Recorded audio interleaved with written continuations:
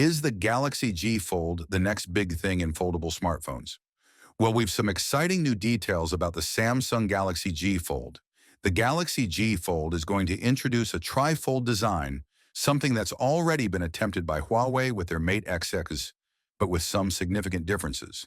The G Fold will fold inward, protecting the flexible display when not in use, addressing the main flaw of outward folding phones, which expose the screen to scratches and damage.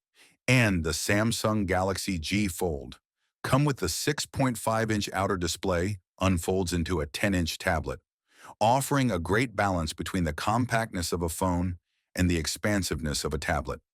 This should make the G Fold more versatile than current fold phone, which often suffer from awkward aspect ratios when folded or unfolded.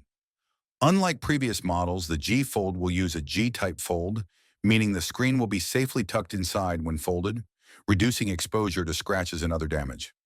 This is a major improvement over the earlier Z Fold and other foldable phones, which use softer plastic that could easily be scratched. And well, if you're talking about battery life, the bigger screen will need more power. The G Fold may need to rely on silicon carbon battery tech or other innovations to avoid sacrificing battery life. If it can't match Huawei's 5,600 milliamp hours, it could be a concern. And if you're talking about the price of the phone, the price potentially over $2,000 and possibly as high as $2,500, it will need to be priced competitively. So if you like my video, give a thumbs up and subscribe.